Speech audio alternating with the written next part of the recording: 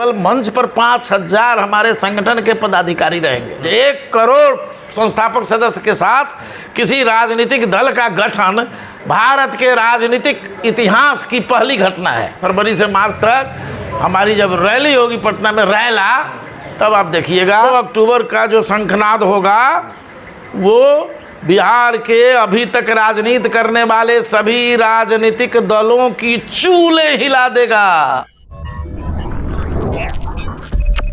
नमस्कार, आप देख रहे हैं ब्रेकिंग बिहार। अभी हम हैं जन सुराज कार्यालय में और जन सुराज के मुख्य प्रवक्ता संजय ठाकुर हमारे साथ हैं। प्रशांत किशोर लगातार नया रिकॉर्ड बनाते जा रहे हैं और जिस प्रकार से पदयात्रा में उनको समर्थन मिल रहा है, हमने शुरू से कहा है कि बिहार में 2025 में प्रशांत किशोर एक बड़ा फैक्टर होंगे। लेकिन प्रशांत किशोर के लिए एक झटके वाली बात है, जिस प्रकार से पार्टी के संस्थापक सदस्य रहे अभय संबर ने पार्टी छोड़ने की, जन सुराज छोड़ने की जो घोषणा कर दी है और कल इसी को लेकर के वो पीसी भी करने वाले हैं। कुछ बड़ा खुलासा करने की बात कर रहे हैं और कहा जा रहा है कि करीब 1900 उनके साथ लोग जन सुराज को छोड़ रहे हैं। संजय ठाकुर जी, बड़ा झटका आप लोगों को लगा? कोई झटका नहीं है।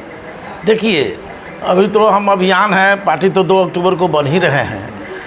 ये समुद्र है जन सुराज को जो लोग छोटा आंक रहे हैं या जो लोग हमारे नेता, हमारे संस्थापक और पदयात्रा अभियान के प्रणेता सूत्रधार आदरणीय प्रशांत किशोर जी को अपने नज़रिए से देख रहे हैं, ये उन लोगों को झटका है। जन सुराज को क्या झटका है? जन सुराज तो अपने अभियान पर चला हुआ है। संस्थापक सदस्य के साथ छोड़ रहे हो? नहीं, बहुत बड़ा वृक्ष आम का जब होता है तो उसमें बहुत छोटे छोटे पत्ते पक करके झड़ जाते हैं, उससे उस आम के वृक्ष के वजूद पर तो कोई असर नहीं पड़ता। नए पत्ते फिर आ जाते हैं, फिर नए पत्ते आ जाते हैं। इसलिए किसी एक के आने या जाने का कोई फर्क नहीं पड़ने वाला है। वो वैसे लोग जो तात्कालिक लाभ हमारे यहाँ जन सुराज में देखना चाह रहे हैं, आदरणीय प्रशांत किशोर जी तो बार बार कहते हैं जो बहुत लोग यहाँ आए हैं गमछा फेंक के सीट हाँपने के लिए।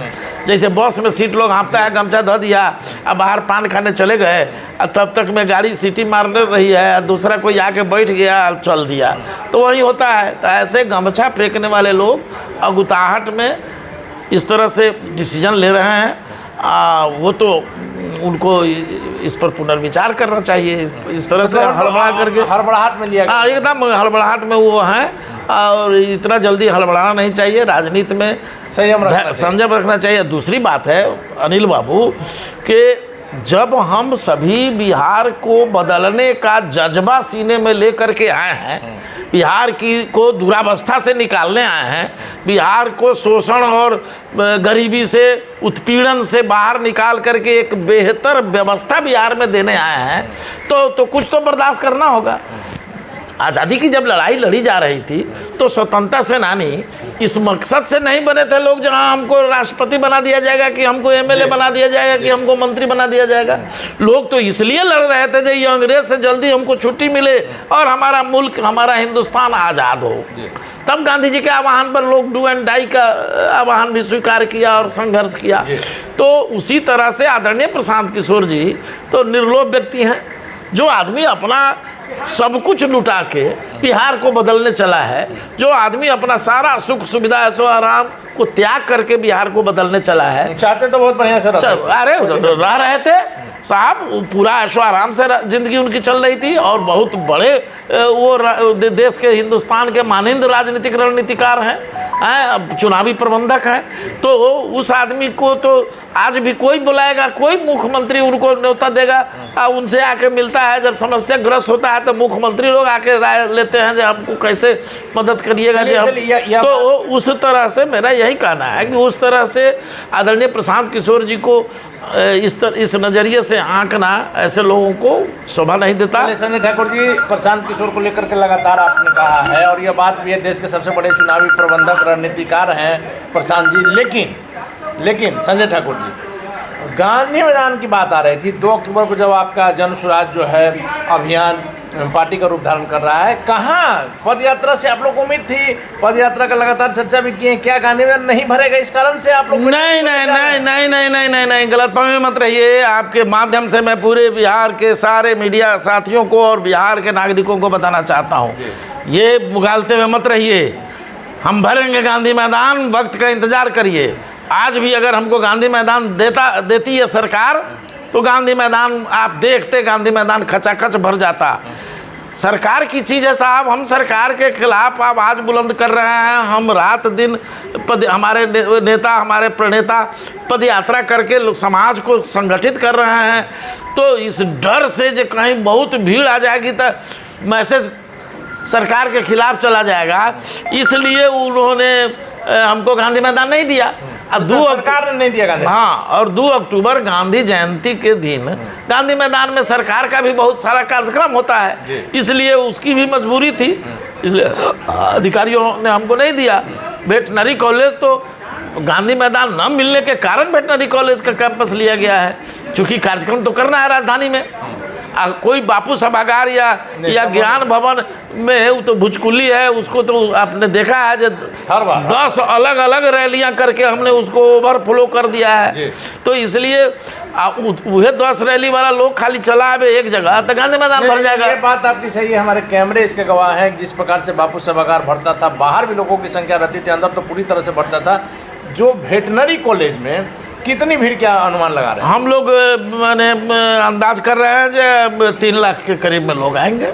संजय ठाकुर जी, चूँकि ज़्यादा भीड़ उसमें इसलिए नहीं लानी है जो जगह छोटी है, और इसलिए हम लोग रोक रहे हैं। लोग आने के लिए तो पागल बना हुआ है साहब, हम लोग मना कर रहे हैं, चूँकि भीड़ वहाँ ज़्यादा हो जाएगी तो नियंत्रण भी करना है। लेकिन संजय ठाकुर, जगह छोटी है, मैंने उतनी जगह नहीं है। बड़ी बात सामने आ रही है, आपसे उसकी पुष्टि करना चाह रहे हैं। आप जगह छोटी की बात कर रहे हैं, कहा जा रहा है कि सिर्फ मंच पर 5000 लोग बैठे हैं। जी, मंच आप जाएंगे, काम हो रहा है, वहाँ निर्माण काम चल रहा है। मंच पर केवल मंच पर 5000 हमारे संगठन के पदाधिकारी रहेंगे पूरे बिहार से। तो माना जाए कि 2 लाख से ज़्यादा लोग बाहर रहेंगे। निश्चित 3 लाख मान के चलिए, 2.5 से 3 लाख लोग हर हाल में। चूँकि हम लोग जानबूझ करके इसमें कम लोगों को बुला रहे हैं, केवल महत्वपूर्ण प्रतिनिधियों को ही बुला रहे हैं। मतलब कम बुला रहे हैं तब 3 लाख? तब 3 लाख। अगर हम अपने संस्थापक सदस्यों का न्योता भेजना शुरू कर दें जो भाई आना है, तो आपको मालूम है आदरणीय प्रसाद जी ने ऐलान भी कर दिया है, और आप जान भी लीजिए कि 1 करोड़ संस्थापक सदस्य के साथ किसी राजनीतिक दल का गठन भारत के राजनीतिक इतिहास की पहली घटना है। इसलिए 1 करोड़ लोग हमारे घर में अभी बैठे रहेंगे, उनको अभी बुलाए नहीं है। लेकिन मार्च में, अगले साल फरवरी से मार्च तक हमारी जब रैली होगी पटना में, रैला, तब आप देखिएगा। उसकी तिथि बनने दीजिए, तिथि घोषित होने। कहा जा रहा है कि कुछ ब्रह्मास्त्र चलेगा वेटनरी कॉलेज के मैदान से। चलेगा, देखिए पहले तो जो हमारे लिए संविधान सभा ने बैठ करके जो संविधान बना रखा है, और जिसके लिए 1000 से अधिक प्रखंडों में जा करके, गाँव में जा करके बैठकें हुई हैं, जिला में जाके बैठकें हुई हैं, 1000 से अधिक बैठकें हुई हैं, जिसमें लोगों से, आम आदमी से ओपिनियन लिया गया है जो इस राजनीतिक दल का संविधान कैसा हो। तो उसको समराइज करने में लोग लगे हुए हैं। उस दिन संविधान की घोषणा भी होगी, और सेंट्रल कमेटी की भी घोषणा संभावित है। पार्टी का संविधान बन करके तो तैयार होगा, या तैयार हो रहा है, अंतिम रूप दिया जा रहा है। और उसके बाद यह राजनीतिक दल में तब्दील होगा। आदरणीय प्रशांत किशोर जी सिंह गर्जना के साथ जनसुराज अभियान को राजनीतिक पार्टी के रूप में घोषित करेंगे। मतलब माना जाए ना कि 2 अक्टूबर से बिहार में परिवर्तन की लहर नहीं, आंधी चलेगी एकदम।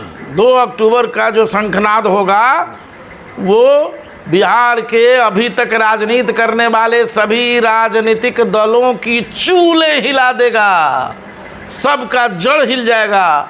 और आप देख लीजिएगा आने वाले 25 के चुनाव में ये सुपड़ा साफ होगा इन लोगों का। न राजद कहीं रहेगा दिखाई देगा, न कहीं भाजपा जदयू दिखाई देगा। आपके तो एनडीए से लड़ाई है, आपने लगातार कहा है। हमारी लड़ाई एनडीए से ही अंततः होगी, लेकिन लड़ाई में पलरा पसंगा का बहुत अंतर रहेगा। महत्वपूर्ण बात है कि 2 अक्टूबर को जब जन सुराज पार्टी बनने जा रही है, उस दिन वेटनरी कॉलेज के मैदान से प्रशांत किशोर बड़ी घोषणा कर सकते हैं। कहा जा रहा है कि उस दिन ब्रह्मास्त्र चला सकते हैं। लगातार कहा गया है कि 2 अक्टूबर को प्रशांत किशोर बड़ी घोषणा करेंगे, और उस दिन से बिहार की राजनीति में एक भूचाल आएगा। संजय ठाकुर का दावा है कि तमाम पार्टियों की जड़ें हिल जाएंगी। 2 अक्टूबर को प्रशांत किशोर क्या करते हैं, जन सुराज का जलवा क्या कुछ दिखाएगा, 2025 में देखने वाली बात होगी। फिलहाल आप बने रहे हैं ब्रेकिंग विभाग से।